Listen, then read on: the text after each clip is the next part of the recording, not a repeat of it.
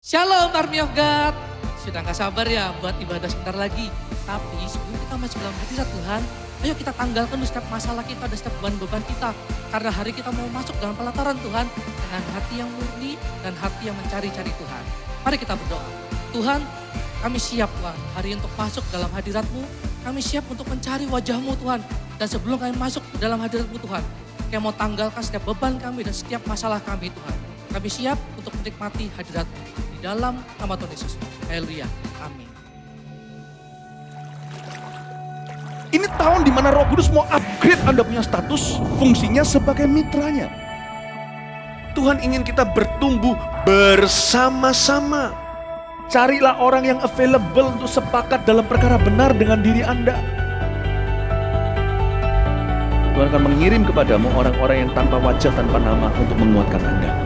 Jawaban kadang-kadang muncul dari tempat tak terduga. Bangun teamwork aja dengan Roh Kudus dulu, lalu bangun tim-tim dalam kehidupan kita dan dalam takut akan Tuhan. Percayalah, breakthrough, terobosan itu akan terjadi bukan dari pedangmu. Tahun ini mari kita percepat diri. Quick to listen, cepat untuk mendengar, lambat untuk berkata-kata, cepat untuk taat, lambat. Atau bahkan kalau bisa jangan berbuat dosa. Satu dari kamu mengalahkan 1000 musuh itu quality, tapi Tuhan tidak berhenti di situ. 2 berlaksa-laksa. Kami mencetuskan bahwa supaya yang datang di sini bukan jadi jemaat akhirnya, tapi semua jadi murid-murid yang berbuah-buah lebat.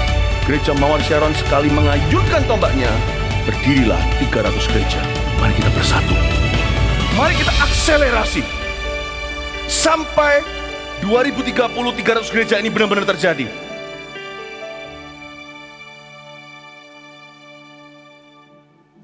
Come on Army of God, mari kita bangkit beri bersama-sama. Berikan yang terbaik buat Tuhan.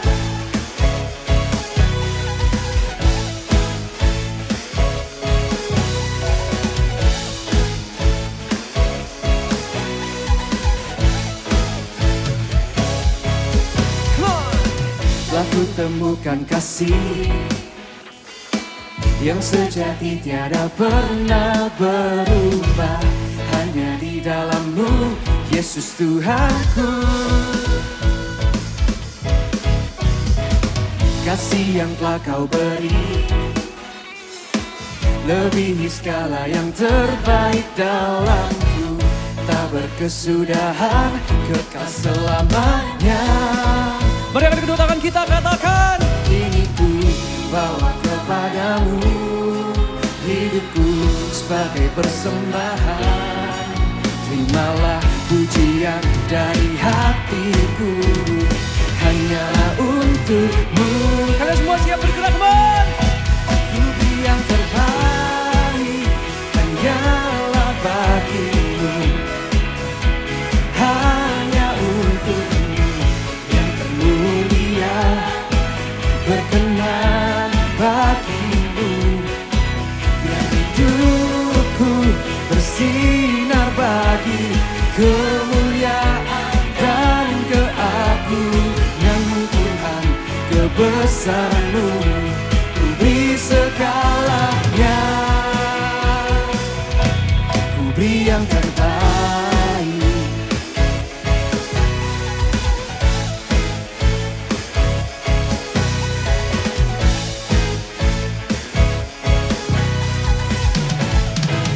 Katakan kasih, kasih yang telah Kau beri lebihi segala yang terbaik dalamku. Tak berkesudahan, kekal selamanya.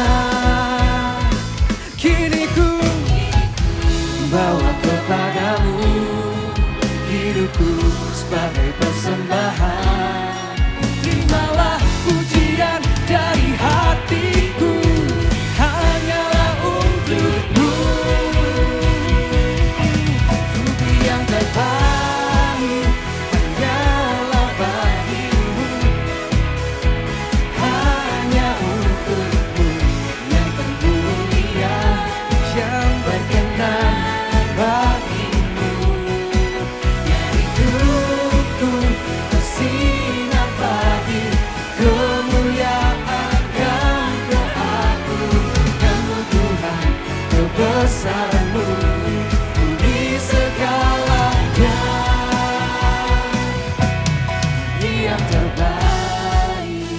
Dimanapun kalian berada, mari semuanya tepuk tangan di sekolah bersama-sama.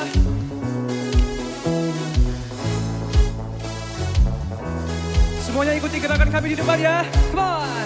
Here, 1, 2, 3, go.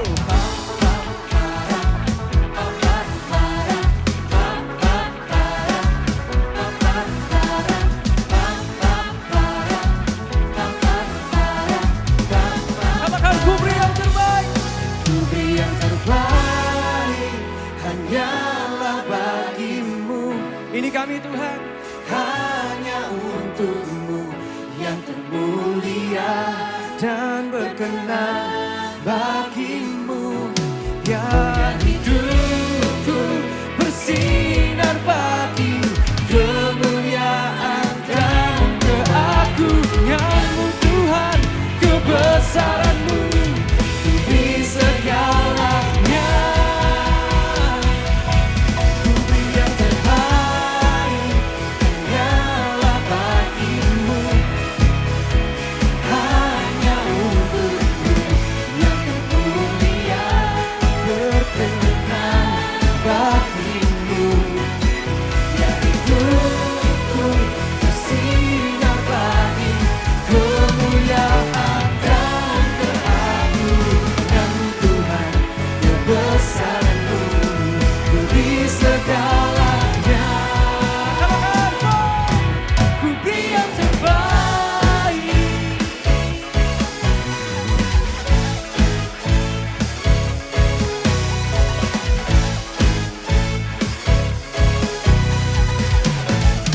Mari kita semua sorakan haleluya. You guys one more.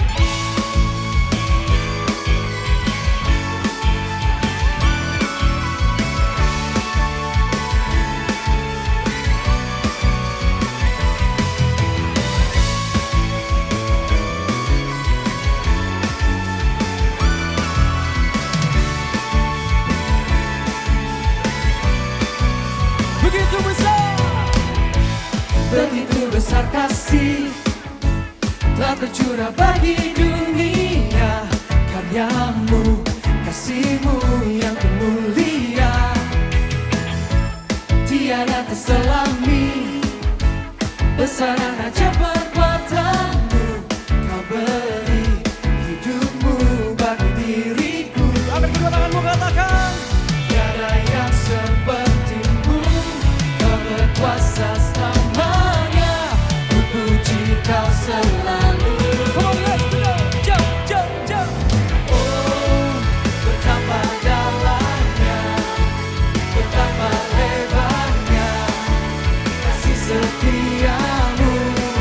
Oh, oh, oh, tiada bandingannya, tiada duanya, tiada seperti kau. Katakan siapa? Yesus Tuhanku.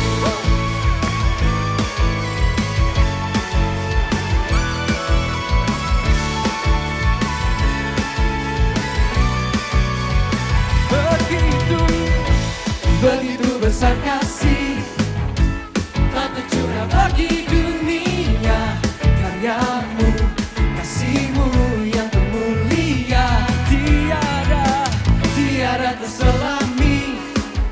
Besaran aja perbuatanmu, kau beri hidupmu bagi diriku. Oh, tiada yang sepertimu. Kau berkuasa selamanya, ku puji kau selalu. Oh, betapa dalamnya, betapa lebarnya kasih setiamu. Oh, oh, oh, tiada bandingannya, tiada duanya, tiada seperti kau. Yesus Tuhanku, anugerahmu selalu baru, anugerahmu selalu baru, tiada berkesudahan.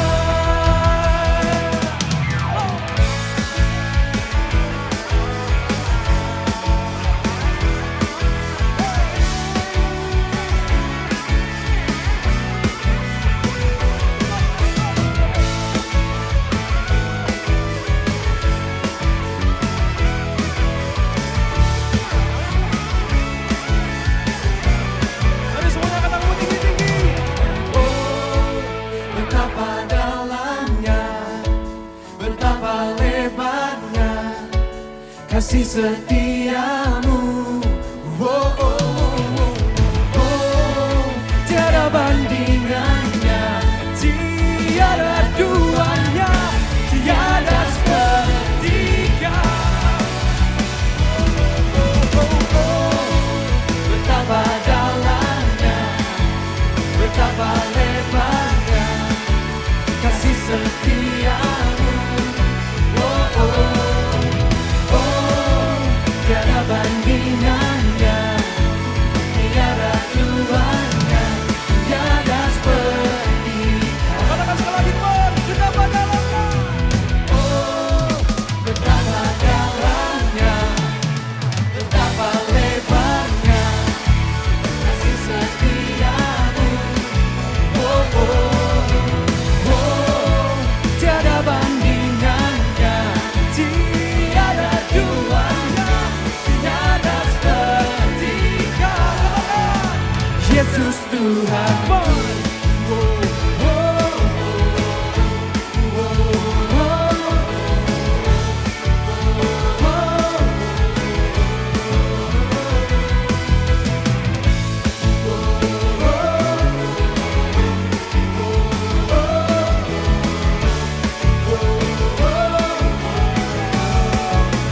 Yesus Tuhanku.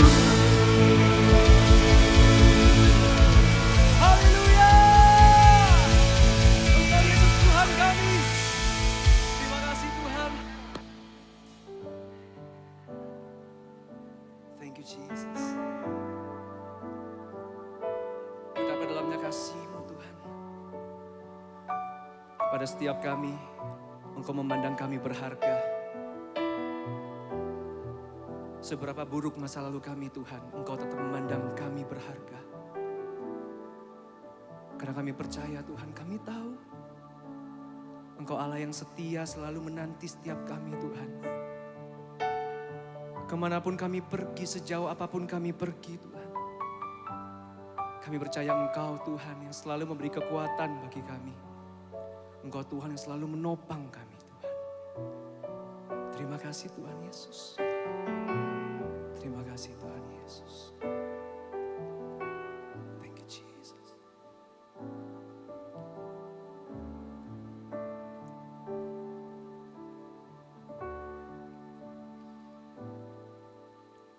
Engkaulah kekuatanku, tempat perlindunganku. Saat badai menerpa, aku tak akan goyah. Aku tak akan goyah. Aku tak akan goyah, sebab Kau sertaku. Sejauh langit, sejauh langit dari bumi, begitu besarnya kasih-Mu. Penuhi hati kami yang rindu menyembah-Mu, Yesus. Sejauh langit dari bumi, begitu besarnya kasih-Mu. Kaulah Tuhan, kami percaya ini Tuhan, kekuatanku, sukacitaku. Mari kita beri kemuliaan bagi Tuhan. Engkaulah kekuatanku, tempat perlindunganku. Saat badai menerpa, aku tak akan goyah. Ini iman kami Tuhan. Aku tak akan goyah, sebab Kau sertaku. Sejauh langit dari bumi, begitu besarnya kasih-Mu. Penuhi hati kami yang rindu menyembah-Mu, Yesus.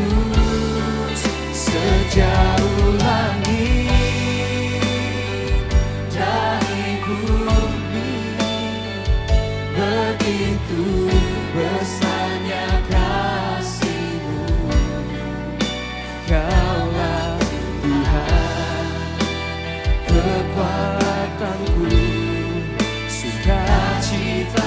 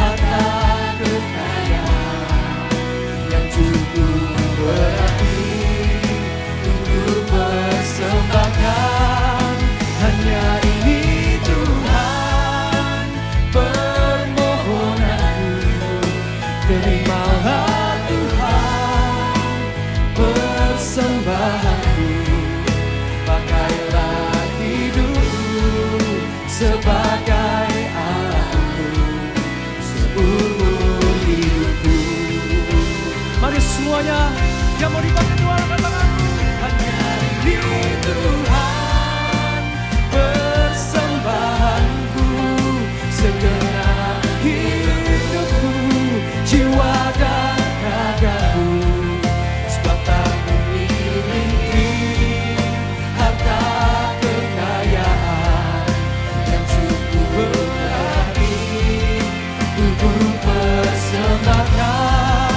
Hanya ini Tuhan permohonanku, terimalah Tuhan persembahanku, pakailah hidupku sebagai alatku seumur hidupku. Hanya ini Tuhan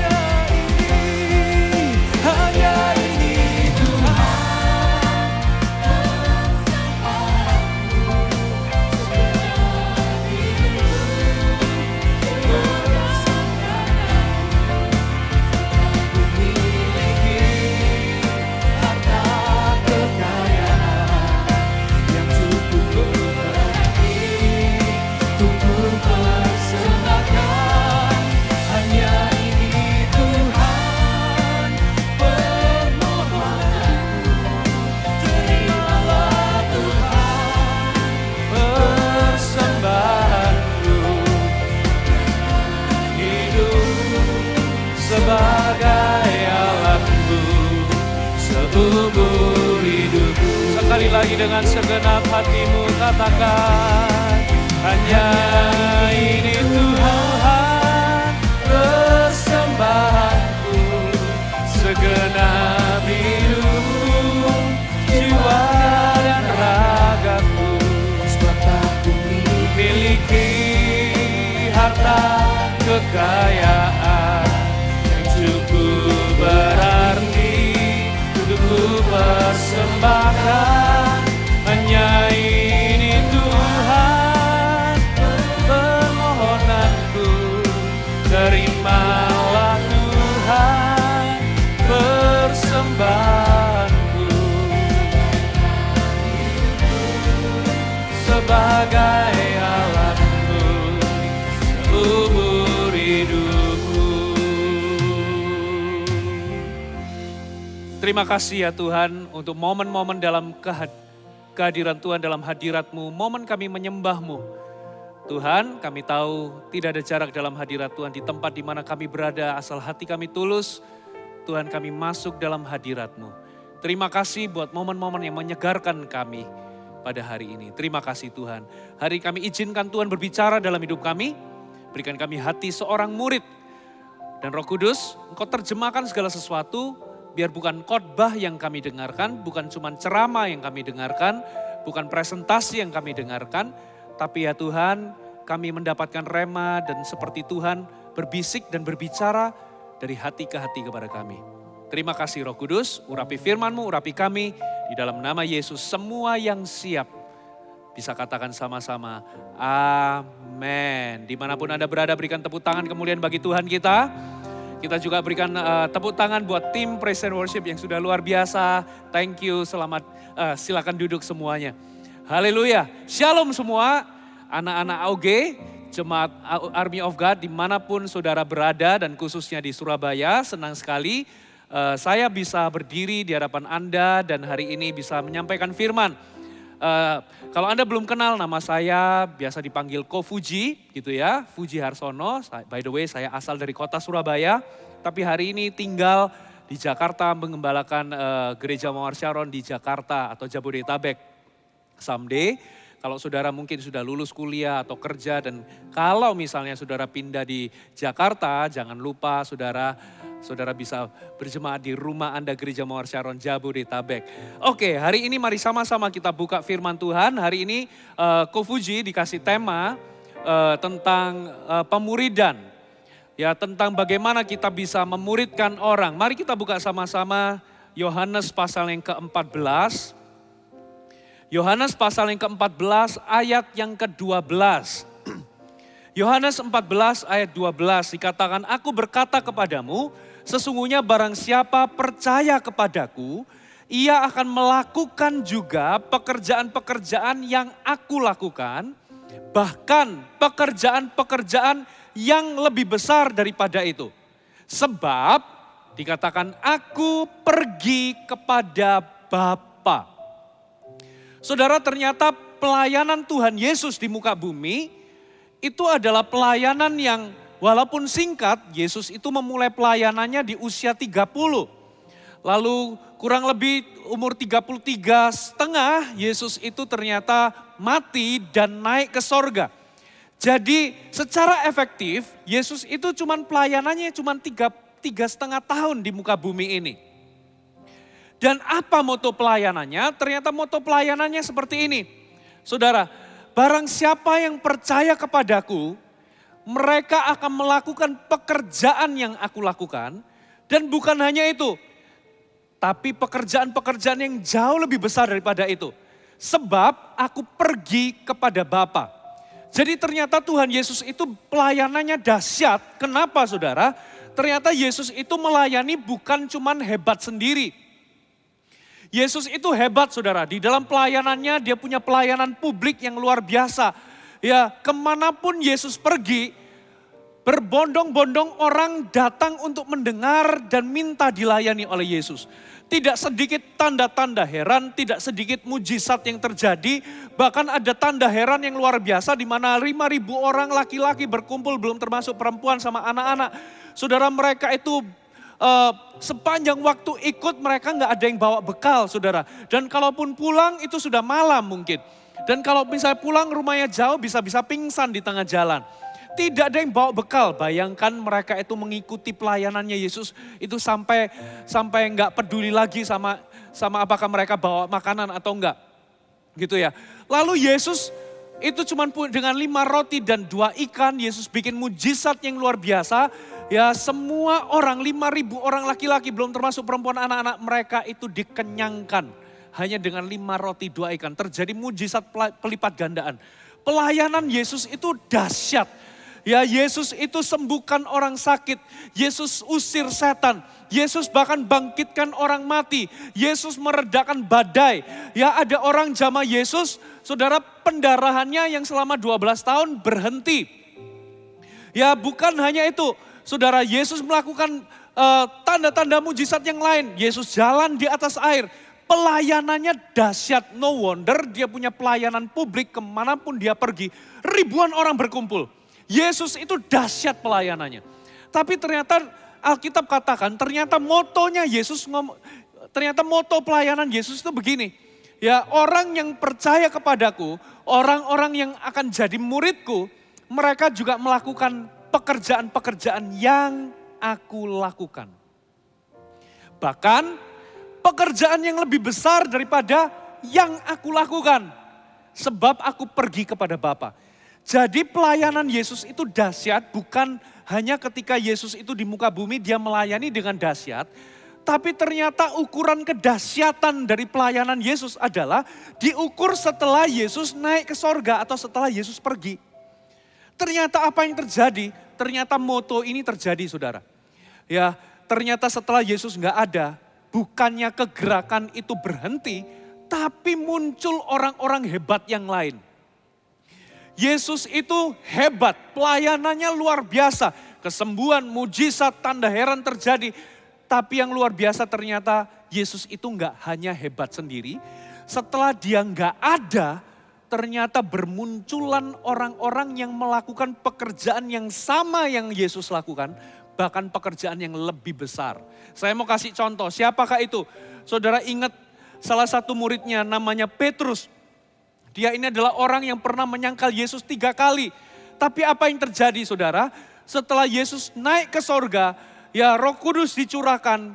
Petrus tiba-tiba naik berdiri dan berkhotbah. 3.000 orang bertobat. Saudara, itu adalah pelayanan kapasitas Yesus, saudara. Ya, dan benar, Alkitab katakan orang-orang yang percaya kepadaku akan melakukan pekerjaan-pekerjaan yang aku lakukan. Yesus punya pelayanan, dia khotbah di antara ribuan orang. Kali ini setelah Yesus pergi, muncul satu orang yang pelayanannya sama kapasitasnya dengan Yesus. Khotbah di antara ribuan orang, 3.000 orang bertobat dan memberi diri dibaptis. Bahkan bukan hanya pekerjaan yang sama yang Yesus lakukan, tapi pekerjaan yang lebih besar daripada yang Yesus lakukan. Di zaman Yesus, Yesus melakukan mujizat dengan cara apa? Satu kali ada seorang yang buta sejak lahir, kemungkinan besar buta sejak lahir dan gak punya bola mata, saudara. Yesus ambil tanah, lalu dia meludah di tangannya, dicampur ludah dan tanah itu, ya menjadi sebuah bola lalu ditempelkan di matanya. Lalu dia menyuruh orang ini pergi membasuh diri ke kolam Siloam. Dan apa yang terjadi setelah membasuh dirinya? Saudara, orang itu punya bola mata dan meleklah. Ya, itu dahsyat, itu luar biasa. Tapi setelah Yesus nggak ada, setelah Yesus pergi, muncul satu orang yang melakukan pekerjaan-pekerjaan yang Yesus lakukan bahkan lebih besar. Petrus menyembuhkan, gak perlu pakai tanah, gak perlu pakai sentuhan, bayangannya menyembuhkan. Di zaman Yesus, Yesus gak pernah menyembuhkan pakai bayangan. Ini muridnya muncul melakukan pekerjaan yang lebih besar. Bayangannya, jadi dia itu cuma lewat. Di zaman Yesus orang itu berebut pengen jamah jubahnya supaya sembuh. Saudara, ada satu ayat mereka itu antri, mereka itu berharap bisa jamah jubahnya supaya sembuh seperti perempuan pendarahan itu, saudara. Tapi ini orang-orang diletak di samping kanan kiri Petrus, supaya apa? Ketika Petrus jalan, mereka itu gak usah jamah jubahnya, mereka kena bayangannya Petrus aja sembuh. Saudara, jadi ini pekerjaan yang lebih besar daripada yang Yesus lakukan. Nah, letaknya di mana? Kenapa kok Yesus itu bisa begitu, saudara? Karena Yesus fokus kepada pemuridan. Yesus itu 72% dari waktunya itu dipakai untuk memuridkan 12 orang itu, saudara. Sedangkan 27% sisanya itu pelayanan publik. Ya, inilah yang membedakan. Makanya kenapa revival tidak berhenti setelah Yesus pergi. Setelah Yesus pergi bukannya muridnya kocar-kacir, ya, lalu kegerakannya jadi lenyap. Tapi justru semakin menjadi-jadi Injil diberitakan di mana-mana, muncul banyak orang hebat yang lain. Jadi letak dari kehebatan Yesus adalah bukan dirinya saja yang hebat, tapi setelah dia pergi, Yesus itu melahirkan orang-orang hebat yang lain. Dengan cara apa? Dengan cara pemuridan, saudara. Dengan memuridkan, Yesus fokus 72% waktunya, dia fokus memuridkan murid-muridnya, ngajarin murid-muridnya, menggembalakan murid-muridnya. Saudara, itulah sebabnya Yesus cuma butuh waktu 3,5 tahun setelah itu Yesus pergi. Justru Injil malah tersebar di mana-mana. Karena apa? Yesus berhasil meregenerasi dirinya, Yesus berhasil mencetak orang-orang yang lebih hebat. Katakan amin, saudara. Beda dengan beberapa pemimpin yang luar biasa yang tercatat dalam Kisah Rasul 5, ayat 34 sampai 39. Ada 2 pemimpin hebat, saudara. Tapi coba lihat setelah dia mati. Apa yang terjadi? Coba kita lihat sama-sama. Kita langsung aja lompat di ayat 36. Kisah Rasul 5 ayat 36. Sebab dahulu telah muncul si Teudas. Siapakah si Teudas? Yang mengaku dirinya seorang istimewa. Wah, ini berarti orang hebat ini Teudas ini. Dia ngaku bahwa dia spesial. Dia ini orang hebat. Gitu ya. Lalu dikatakan ia mempunyai kira-kira 400 orang pengikut. Waduh, Yesus aja 12 muridnya, murid utamanya. Ini 400, saudara.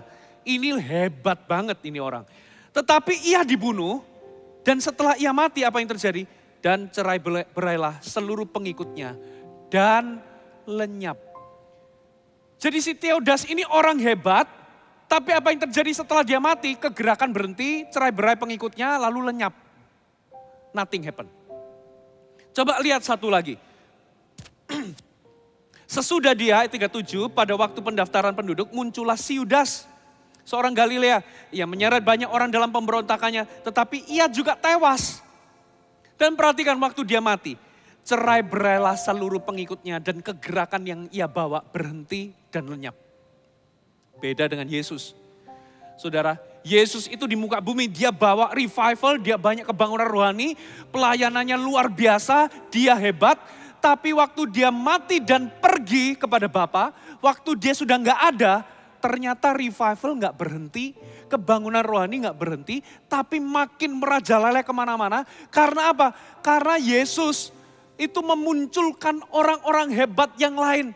Muncul Petrus, muncul Filipus, muncul Stefanus, murid-murid semuanya memberitakan Injil dengan luar biasa, Yakobus dan sebagainya.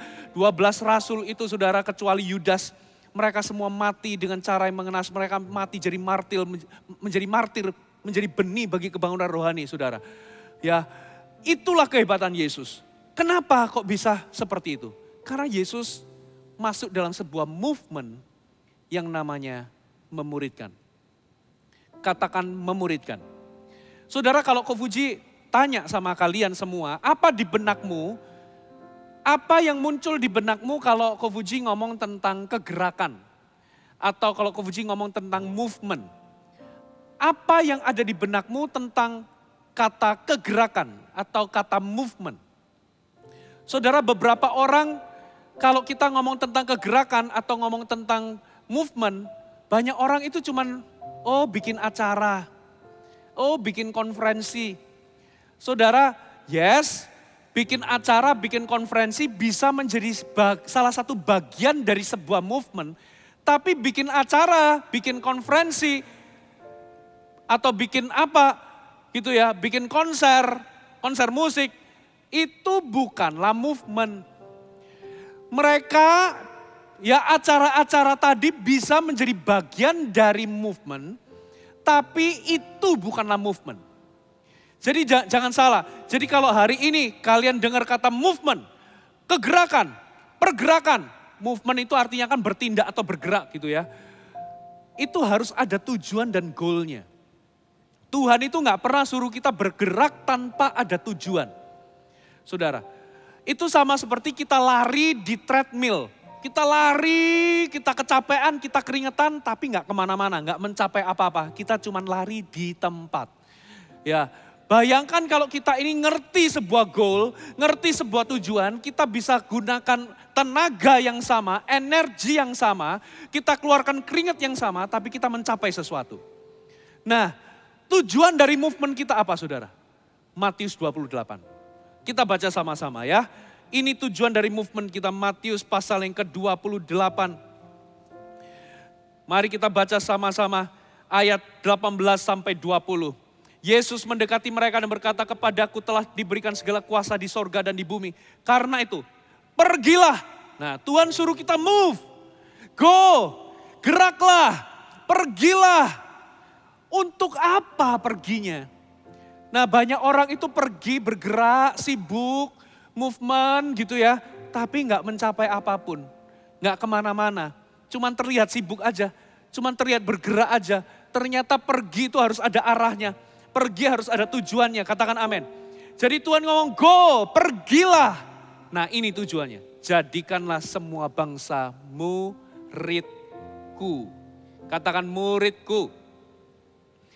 Jadikan semua bangsa muridkunya kecil atau huruf besar? Huruf besar. Itu muridnya Yesus. Jadikan segala bangsa murid Yesus, bukan murid kita. Jadikan segala bangsa pengikutnya Yesus, bukan jadi pengikut kita. Ya. Kalau memang ada orang yang mengikut kita karena kita jadi pemimpin rohani, mereka sebetulnya bukan pengikut kita. Mereka itu ikut kita karena apa? Karena kita menuntun mereka untuk ikut Yesus. Jadi kita gak boleh cari pengikut, katakan amin. Kita ini hanya menolong orang, membantu orang, menuntun orang untuk bisa ikut Yesus. Kalau ada orang itu mencontoh kita, mengikuti kita, itu karena kita sendiri ikut Yesus. Ada amin? Jadi inilah movement. Jadikan semua bangsa muridnya Yesus. Baptislah mereka dalam nama apa? Bapa, Anak, dan Roh Kudus. dan ajar mereka melakukan segala sesuatu yang telah kuperintahkan kepadamu. Dan ketahuilah, aku menyertai kamu senantiasa sampai kepada akhir zaman. Jadi movement kita sesungguhnya adalah amanat agung atau memuridkan. Saudara, arahnya harus pemuridan, arahnya harus memuridkan. Semua movement yang diinisiasi oleh Roh Kudus selalu inline dengan Bible, selalu inline dengan Alkitab. Ya, semua movement dari Roh Kudus selalu arahnya ke arah jadikan semua bangsa murid, ajar mereka melakukan segala yang kuperintahkan kepadamu. Ya, kalau cuman bikin acara, saudara sedang miss atau melenceng dari apa yang Alkitab katakan. Itu namanya movement-movementan. Itu namanya kegerakan-kegerakan. Ya, bisa jadi itu cuman ya asal-asal sibuk aja. No. Kalau Anda mau betul-betul masuk dalam kegerakan akhir zaman, Anda harus masuk dalam kegerakan ini. Yaitu kegerakan pemuridan. Karena tujuan, goal dan arah dari kegerakan kita adalah amanat agung Yesus Kristus. Go and make disciples. Pergi jadikan semua bangsa murid Yesus. Baptis mereka dan ajar mereka melakukan segala yang kuperintahkan kepadamu. Jadi hari ini, kalau hari ini saudara dengar firman Tuhan ini, kalau Anda berkata, Tuhan aku rindu masuk dalam movement-Mu. Saudara, Anda tahu jelas arahnya kemana. Saudara dipanggil untuk memuridkan, katakan amin.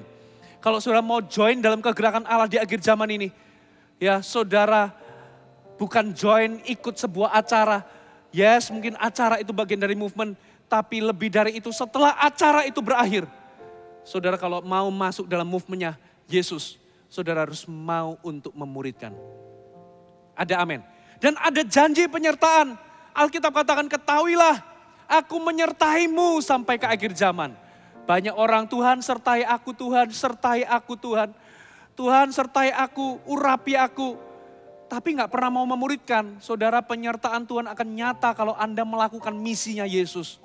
Karena apa? Karena janji ini diberikan untuk orang-orang yang pergi dan menjadikan segala bangsa murid. Ya, penyertaan ini hanya diberikan kepada orang-orang yang komit masuk dalam kegerakan yang namanya pemuridan. Katakan amin. Nah, itulah kegerakan yang Yesus bawa. Yesus memuridkan 12 rasul, setelah Yesus itu naik ke sorga, pergi. Justru 12 orang ini menjungkir balikan dunia. Kegerakan dan revival enggak berhenti, tapi jadi tidak bisa dihentikan atau unstoppable. Saudara, kebangunan rohani itu bukan acara. Kita nggak boleh berpikir bahwa kebangunan rohani cuma sebatas ada acara tertentu, event tertentu. Tidak. Kebangunan rohani itu bukan event. Kebangunan rohani itu harus terus dialami berkesinambungan sampai Yesus datang kedua kali. Ya, dan bagaimana kebangunan rohani itu terus berkesinambungan? Kalau hari ini Anda terus melahirkan orang-orang hebat yang lain. Ada amin? Nah, sekarang saudara, ada dua alasan mengapa banyak orang Kristen, kenapa banyak anak-anak Tuhan itu cuman kepengennya acara, event, menyelenggarakan event, tapi nggak mau benar-benar masuk dalam kegerakan Allah yaitu pemuridan. Karena alasan pertama, saudara, karena untuk memuridkan, saudara harus jadi murid dulu. Karena untuk memuridkan, saudara harus jadi pelaku firman dulu. Karena bagaimana Anda bisa, karena firman Tuhan ngomong gini loh. Firman Tuhan ngomong gini, ajarkan segala sesuatu yang kuperintahkan kepadamu untuk engkau lakukan. Jadi Anda itu diajar Tuhan untuk melakukan sesuatu, baru Anda ngajar orang lain. Bukan begini loh, bukan Tuhan itu gak ngomong gini, ajarkan segala sesuatu yang kau ketahui. Tidak. Saudara itu kenyataannya Anda gak perlu tahu segalanya. Anda itu cuma disuruh mengajar apapun yang Tuhan sudah ajar kepadamu untuk engkau lakukan. Jadi Anda harus jadi pelaku firman dulu, baru bisa memuridkan. Nah, banyak orang begini, belum bisa menang sama pornografi, Anda bagaimana bisa tuntun orang menang terhadap pornografi? Ya, ada orang datang, gimana caranya aku bisa hidup kudus? Saudara nggak mungkin bisa muridkan orang untuk hidup kudus. Kalau hari ini Anda juga masih bergumul, masih jatuh bangun dalam dosa. Nah itulah sebabnya banyak orang kepengen cuman apa? Revival itu bikin event. Kenapa? Karena bikin event itu nggak perlu jadi pelaku firman. Sementara kegerakan pemuridan itu menuntut Anda harus jadi murid dulu. Bagaimana Anda bisa ajar orang, ayo punya hubungan pribadi sama Tuhan, ayo punya waktu-waktu teduh sama Tuhan, sementara Anda sendiri nggak pernah saat teduh. Anda harus jadi pelaku firman dulu. Halo, amin. Bagaimana Anda bisa ngajar orang memberi? Bagaimana Anda bisa ngajar orang ayo taat perpuluhan? Sementara hari ini Anda nggak pernah taat perpuluhan. Bagaimana Anda bisa ngajar orang tentang mengucap syukur? Kalau hari ini Anda juga nggak pernah mengucap syukur. Anda kebanyakan mengeluh dan omong kotor. Saudara, kalau Anda mau masuk dalam kegerakan ini, saudara, Anda benar-benar harus jadi murid Yesus terlebih dahulu. Jadi murid Yesus itu ternyata ada harganya. Ya tadi di belakang itu saya cerita-cerita, saudara. Ya ada orang-orang tertentu ya pergi ke mall, lalu lihat sebuah pakaian, ya waduh tertarik, kepengen beli pakaian itu. Begitu masuk di gerainya ternyata harganya mahal. Ya dia keluar nggak jadi beli. Kenapa? Karena kemahalan. Ya waktu dia pulang dia masih kepengen pakaian itu. Dia masih pengen baju itu. Tapi dia hanya nggak mau bayar harganya. Begitu pula dengan kita. Kita ini kepengen ikut Yesus. Coba kalau hari ini Kofuji tanya, siapa yang rindu ikut Yesus? Pasti semua, aku rindu. Tapi begitu Yesus kasih tahu harganya untuk jadi murid Yesus, kebanyakan kita nggak mau bayar harganya. Tapi kalau ditanya, masih rindu nggak? Masih kepengen nggak ikut Yesus? Masih. Tapi apa? Harganya kemahalan kok. Nggak di-courting sama Yesus. Nggak ada diskonnya sama sekali. Saya berpikir ada flash sale gitu. Bisa diskon 70%, tapi sama Yesus nggak di-courting sama sekali harganya. Saudara, apa harganya ikut Yesus? Lukas 14 ayat, Anda bisa baca di rumah. Gitu ya, atau kita baca saja ya. Lukas pasal 14 ayat 25 sampai 33. Ya, kalau Anda baca, mari kita baca. Pada suatu kali banyak orang berduyun-duyun mengikuti Yesus dalam perjalanan.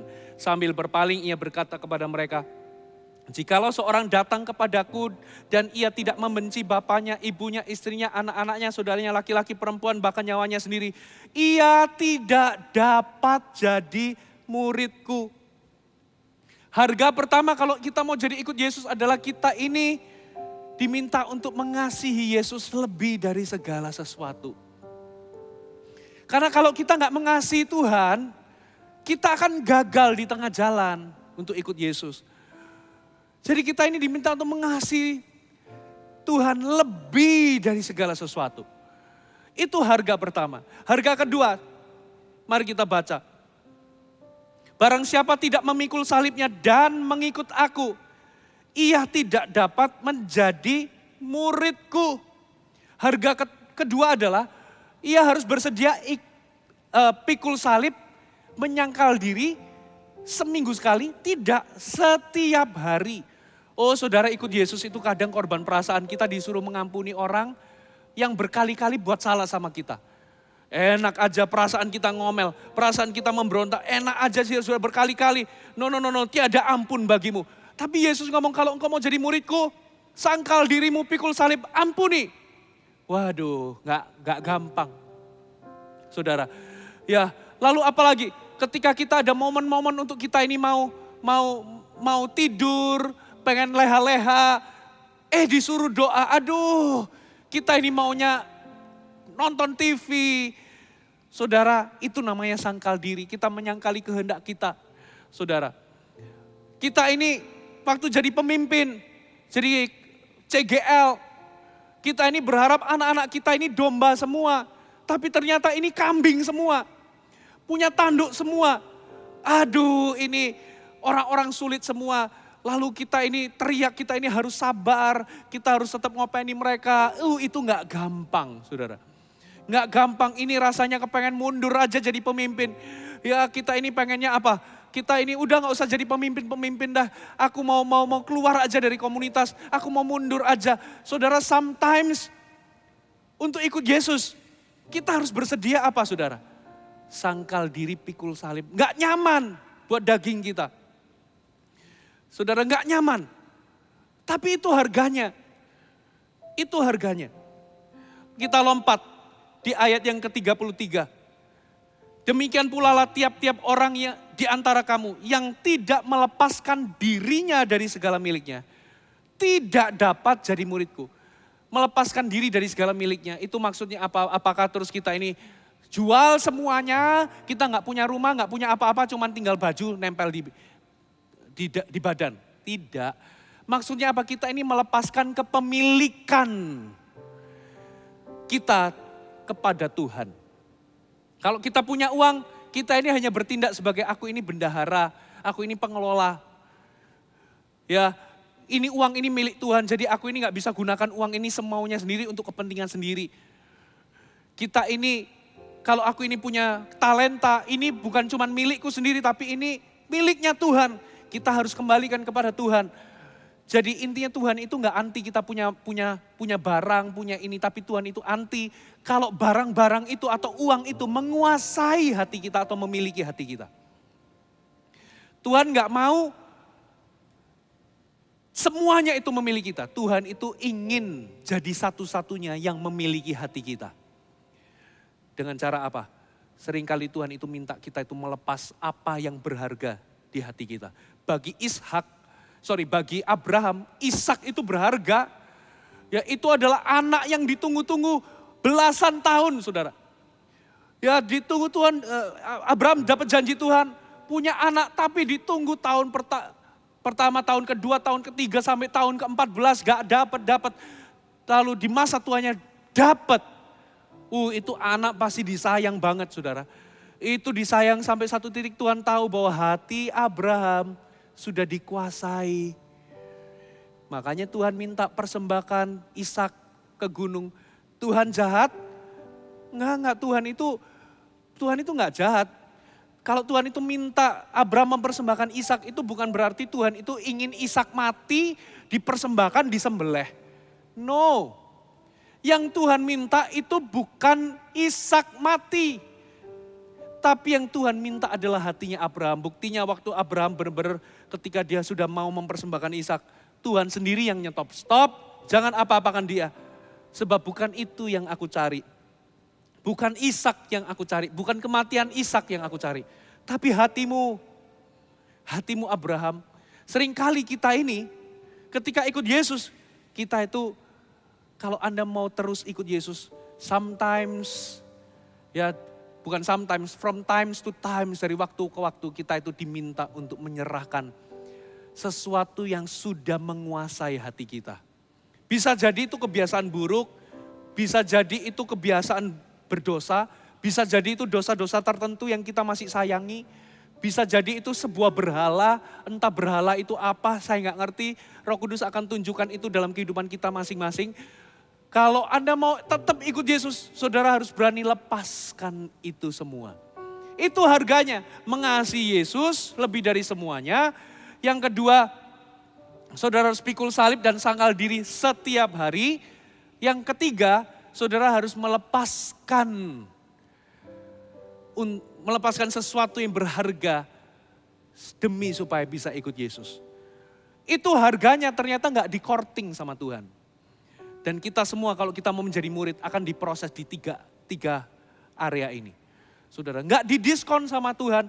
Makanya kenapa kadangkala kita ini lebih suka apa, saudara?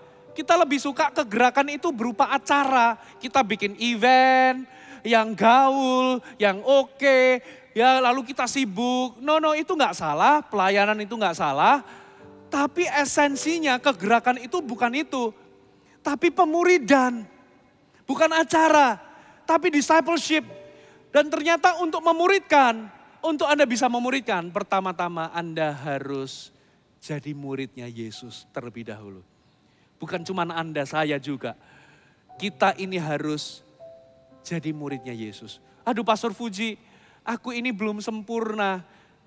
Tuhan gak cari orang yang sempurna. Tuhan cari orang yang mau ikut Yesus. Saudara, belajar. Saudara, Tuhan akan berikan kasih karunia. Tuhan itu gak pernah menuntut kita melakukan sesuatu tanpa Tuhan memberikan kasih karunia. Jadi don't worry. Yang Tuhan cari hari ini adalah keputusan kita.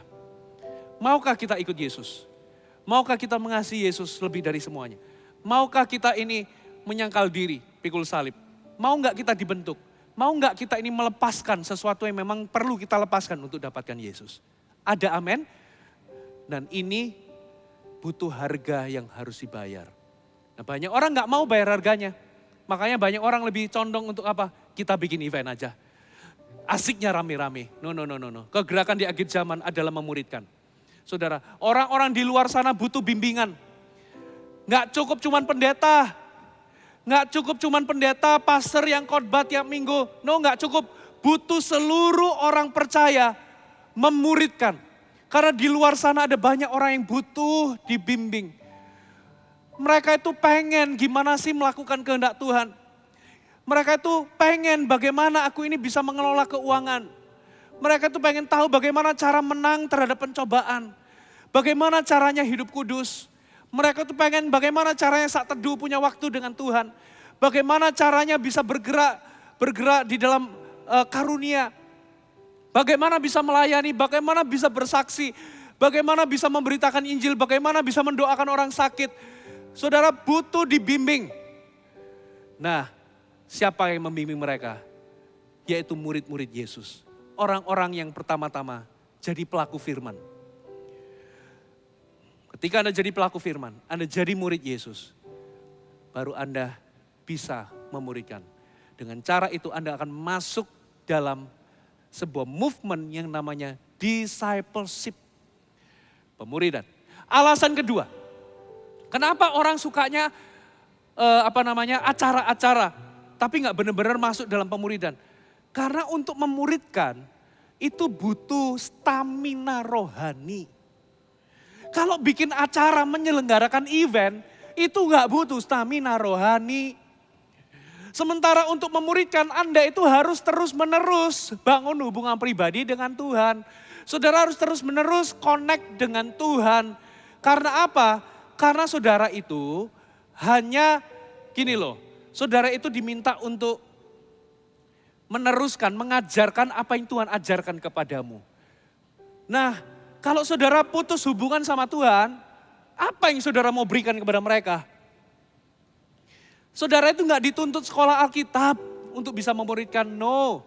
Saudara nggak dituntut untuk bisa ngerti bahasa Ibrani, tidak. Saudara itu dituntut untuk apa? Ajarkan, teruskan apapun yang Anda dapat dari Tuhan. Apa yang Tuhan suruh Anda lakukan, rema yang Anda dapat dari Tuhan, itulah yang perlu saudara teruskan. Saudara nggak perlu sekolah Alkitab, bukan berarti sekolah Alkitab nggak penting, saya nggak ngomong begitu. Tapi untuk bisa memuridkan, Anda nggak perlu sekolah Alkitab. Anda cukup punya stamina rohani, bangun disiplin rohani. Ya, dan lewat itulah apa yang Anda dapatkan dari Tuhan, Anda bisa bagikan. Firman Tuhan, rema, impartasi, semua Anda bisa berikan itu kepada mereka. Nah itulah sebabnya memuridkan itu butuh stamina, butuh konsistensi. Saudara, nah seringkali yang kita lakukan apa? Saudara, kita ini nggak mengerjakan pekerjaan utama kita. Saudara itu misalnya saudara kerja, kalian kerja. Saudara itu di-hire sama orang untuk jadi tukang kebun. Merawat tanaman. Ya, lalu saudara kerja di situ, ternyata setiap hari saudara yang Anda lakukan adalah memasak. Anda bikin masakan untuk tuan yang mempekerjakan Anda, yang hire Anda. Wah, tuan Anda diberkati sih, senang dengan masakan Anda. Tapi hari pertama, hari kedua, seminggu Anda masak terus. Lama-lama tuan Anda, ini gua pecat aja ini. Dia itu aku hire bukan jadi juru masak. Aku hire dia ini untuk jadi apa? Untuk jadi tukang kebun. Jadi nggak ada yang salah dengan memasak. Tapi jangan abaikan tugas utamamu. Kenapa kamu di-hire atau kamu dipekerjakan. Nah banyak kita, tugas utama kita ini adalah go and make disciples. Ya, tapi kita seringkali melakukan semua yang baik kecuali satu, memuridkan. Kita bisa melayani di gereja sebagai usher, kita bisa melayani sebagai kameramen, kita bisa melayani sebagai tim praise and worship. Semua itu baik, Tuhan senang. Itu kehendak Tuhan. Tapi itu gak boleh jadi alasan, jadi dalih untuk aku gak punya waktu memuridkan. Karena apa? Aku sudah sibuk jadi WL. Aku gak punya waktu memuridkan karena aku udah sibuk jadi kameramen. Aku gak punya waktu untuk memuridkan karena aku udah sibuk jadi apa lagi? Jadi usher. Aku udah gak punya waktu memuridkan karena aku sudah terlalu sibuk jadi apa? Tim interpreter. Itu semua baik dan harus karena gereja kalau gak ada orang melayani gimana. Tapi itu bukan tugas utama kita. Tugas utama kita adalah memuridkan. Nah itu sama seperti tadi, orang itu di-hire untuk jadi tukang kebun tapi dia lakukan pekerjaan juru masak. Ya majikannya pasti oke sih, senang sih kamu masakin aku. Iya tapi lihat nih kebunku gak keurus semua. Kebunku ini penuh dengan tanaman liar. Ya gua pecat lah, karena apa? Aku udah punya koki. Gua pecat. Nah saudara, melayani Tuhan sebagai pelayan Tuhan di gereja semuanya, yes itu harus, saya gak ngomong enggak loh. Ya itu harus, seneng kalau Kofuji lihat Anda melayani di gereja. Tapi make sure itu gak boleh jadi dalih untuk Anda tidak melakukan tugas utama, yaitu memuridkan. Semua orang Kristen dipanggil untuk memuridkan. Apakah bisa Kofuji? Aku sangat bisa. Roh Kudus memberikan kemampuan dan Yesus memberi kemampuan. Saudara, hari-hari ini kalau Anda mau lihat revival terjadi, maukah Anda memuridkan? Tolong ukur keberhasilanmu adalah bukan saudara hebat sendiri, tapi cetaklah, hasilkan atau lahirkan orang-orang hebat yang lain. Amin, saudara. Hari ini coba cari, saya tutup dengan ini. Adopsilah 1 atau 2 orang, gak usah banyak-banyak. 1, 2 orang atau paling banyak 3 orang. Siapakah 1, 2, 3 orang ini yang saudara mau fokus untuk muridkan? Aku mau ajarin dia. Aku mau sharing sama dia. Aku mau doakan dia. Aku mau latih dia untuk jadi pemimpin. Siapakah 1, 2, 3 orang ini? Terlepas dari tugasmu jadi usher, terlepas dari tugasmu dari tim multimedia, kameramen, ya di dalam gereja, pelayan pujian penyembahan, singers, pemain musik. Apapun itu terlepas dari itu, coba adopsi 1, 2, 3 nama. Aku memuridkan dia sampai 1 tahun ini, aku mau cetak dia untuk menjadi pemimpin. Kalau Anda mau adopsi ini, saudara, urapan Allah. Firman Tuhan ngomong begini, ketahuilah aku menyertaimu sampai akhir zaman. Jangan heran, ya Roh Kudus akan mengurapimu, memberikanmu kemampuan. Ya saudara, lewat tanganmu ternyata, saudara, mujizat bisa terjadi. Mujizat apa? Tiba-tiba orang si A, si B, si C yang dulunya gak bisa berdoa. Yang dulunya minder jadi sekarang dia bisa percaya diri, bisa mimpin orang. Dulunya gak bisa apa-apa, gagap kalau ngomong ternyata dia sekarang bisa jadi bersaksi. Bisa khotbah bahkan melalui siapa? Tangan saudara. Ini privilege. Ya mungkin gak instan, mungkin gak 1 minggu, 2 minggu langsung jadi. Tapi mungkin 1 tahun dari sekarang atau bahkan 2 tahun dari sekarang. Tapi setelah itu Anda akan lihat buahnya. Orang-orang yang Anda muridkan, ternyata mereka jadi pemimpin. Mereka dipakai Tuhan. Kalau semua orang Kristen begini, revival itu akan unstoppable. Revival gak bisa dihentikan. Amin saudara. Pemain musik bisa datang ke depan. Haleluya. Mari kita datang di hadapan Tuhan. Bagimu Tuhan seluruh hidupku, pakailah Tuhan bagi kemuliaan-Mu. Genapi seluruh rencana-Mu. sampai bumi penuh kemuliaan-Mu. Bagimu Tuhan seluruh hidupku. Pakailah Tuhan bagi kemuliaan-Mu. Genapi seluruh rencana-Mu, sampai bumi penuh kemuliaan. Oh, bagimu seluruh hidupku. Pakailah Tuhan genapi seluruh rencana-Mu, sampai bumi. Lebih sungguh lagi, naikkan ini di hadapan Tuhan, katakan, Tuhan seluruh hidupku. Pakailah Tuhan bagi kemuliaan-Mu. Genapi seluruh rencana-Mu, sampai bumi penuh kemuliaan-Mu. Bagimu Tuhan seluruh hidupku. Pakailah Tuhan genapi seluruh rencana-Mu.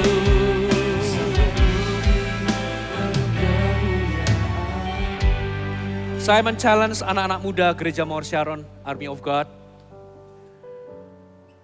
Jangan cuma pandang revival, cuma sekedar bikin event. Yes, sebuah event bisa menjadi bagian dari sebuah revival atau movement. Tapi movement itu sesungguhnya adalah go and make disciples. Pergi jadikan semua bangsa muridku. Pemuridan. Dan pemuridan itu harus konsisten. Kenapa ada banyak anak-anak Tuhan gak mau memuridkan? Lebih condong pokoknya enaknya bikin acara yang asiknya rame-rame. Event, mindsetnya cuma event. Karena apa? Karena untuk memuridkan saudara sendiri harus jadi muridnya Yesus terlebih dahulu. Dan harus ada harga yang dibayar. Saudara gak mungkin suruh orang untuk hidup kudus sementara Anda sendiri masih bergumul dalam jatuh bangun dalam dosa. Itu sebabnya hari ini putuskan, Tuhan aku mau jadi murid Yesus. Aku mau mengasihi Engkau lebih dari semuanya. Aku mau sangkal diriku. Aku tahu itu gak mudah, tapi Tuhan memberikan kasih karunia. Pikul salib setiap hari. Berani melepaskan hal-hal yang berharga demi mendapatkan Yesus. Saudara, dan kalau Anda benar-benar jadi murid Yesus, oh betapa luar biasanya. Orang-orang yang Anda muridkan, wow, mereka akan dapat impartasi kehidupan dari saudara. Yang kedua, karena memang butuh stamina rohani untuk memuridkan. Anda harus konsisten bangun hubungan dengan Tuhan. Ini bukan cuma sekedar 1 event, 2 event berhenti. No, Anda harus betul-betul tiap hari jalan sama Tuhan. Butuh konsistensi. Nah seringkali kita ini banyak distraction. Dan kadangkala hal-hal yang baik, itu jadi distraction, jadi penghalang buat kita. Jadi gangguan buat kita. Kita bahkan kadangkala menjadikan hal yang baik itu jadi alasan untuk kita gak melakukan tugas utama kita. Oh aku ini sibuk jadi worship leader, aku ini sibuk jadi singers, aku ini sibuk jadi usher, sibuk jadi kameramen, jadi pelayan multimedia. Aku ini gak punya waktu. Saudara, itu baik dan itu memang kehendak Tuhan untuk melayani. Anda harus gunakan karunia Anda untuk melayani, tapi tugas utamamu bukanlah itu. Tugas utamamu itu adalah memuridkan. Coba hari ini, berapa banyak Anda yang mau komitmen? Adopsi 2-3 nama. Coba Anda pejamkan mata sejenak. Coba bayangkan siapakah 2-3 nama itu. Nanti akan muncul nama-nama itu. Roh Kudus akan bantu Anda. Catat itu, lalu bikin komitmen. Kalau Anda sudah temukan nama-nama itu, angkat tanganmu dimanapun Anda berada. Firman Tuhan berjanji, aku akan menyertai, mengurapi orang-orang yang memuridkan. Angkat tanganmu, berdoa untuk setiap tangan yang terangkat. Tuhan, mereka komit untuk konsisten memuridkan 2-3 nama itu. Sampai mereka benar-benar jadi. Tuhan, Kau gak cari orang yang sempurna, tapi Engkau cari orang-orang yang mau bertumbuh. Kau cari orang-orang yang bersedia untuk ikut Yesus. Tuhan, Kau urapi setiap tangan-tangan yang terangkat. Dalam nama Yesus, pakai mereka. Pakai mereka melebihi apa yang mereka bisa pikirkan. Pakai mereka Tuhan. Ora bakaba shekaraha takabarabaraba. Ora bakabarabaralabarabarabaraba. Syakaralabarabarabarabarabaraba. Aku lepaskan pengurapan in Jesus name. Terimalah urapan. Terimalah urapan dalam nama Yesus. Terimalah pengurapan Allah in Jesus name. Ora bakabarabarabarabarabarabaraba. Bagimu Tuhan. Bagimu Tuhan seluruh pakailah Tuhan bagi kemuliaan-Mu, genapi seluruh rencana-Mu sampai bumi penuh kemuliaan-Mu. Bagimu Tuhan seluruh hidupku, pakailah Tuhan bagi kemuliaan-Mu, genapi seluruh rencana-Mu sampai bumi penuh kemuliaan-Mu, genapi rencana-Mu sampai bumi genapi, genapi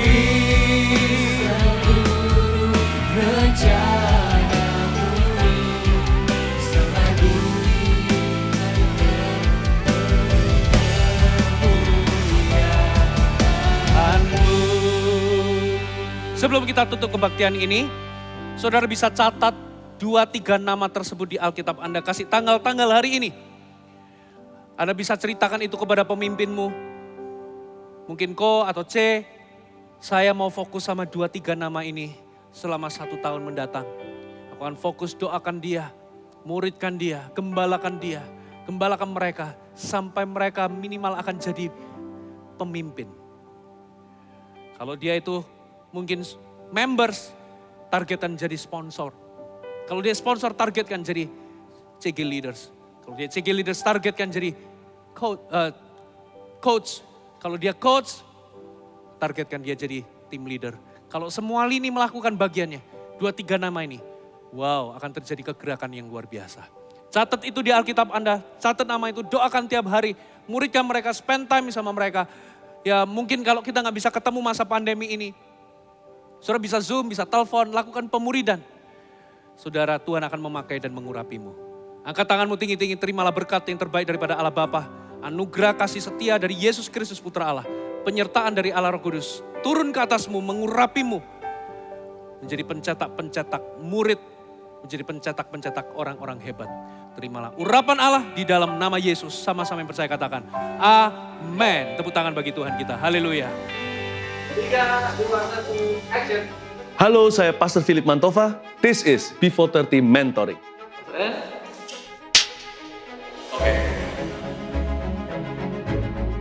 Di program ini, saya akan buka rahasia. Orang-orang muda bisa tanya saya apa saja, saya akan jawab dan cerita dari kehidupan saya dan seluk-beluk saya dengan Tuhan Yesus. Termasuk sejarah, cara saya baca Alkitab gimana, saat teduh pribadi, bahkan hal-hal yang terlalu seru untuk saya sekarang beritahu. Hal-hal yang tidak terduga tentunya. Jadi, please izinkan saya untuk mementori kalian semua. I love you so much. B430 Mentoring begins.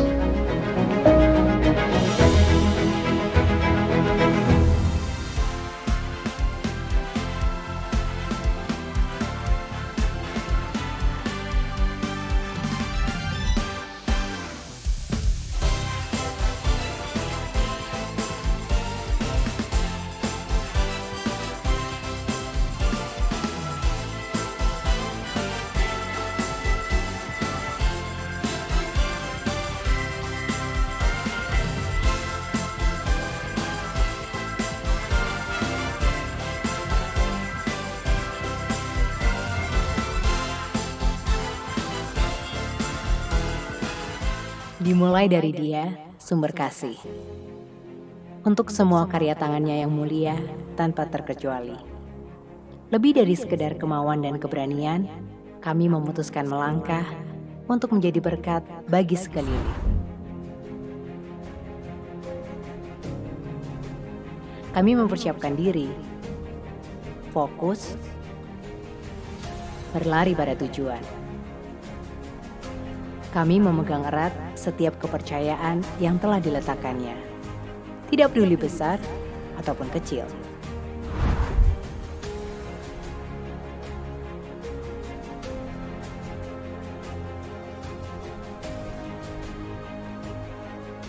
Dari tangan yang satu ke tangan yang lain. Masih dengan semangat yang sama. Tidak untuk disimpan, tetapi untuk dilanjutkan sesuai kehendaknya.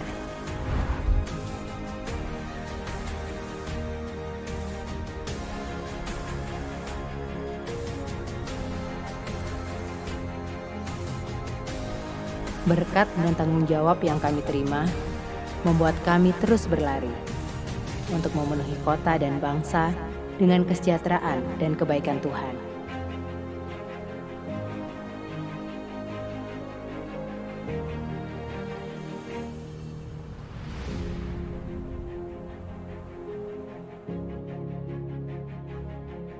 Selama masih ada tangan yang terulur, kami akan terus menjadi perpanjangan tangannya untuk menjadi berkat tanpa menunda.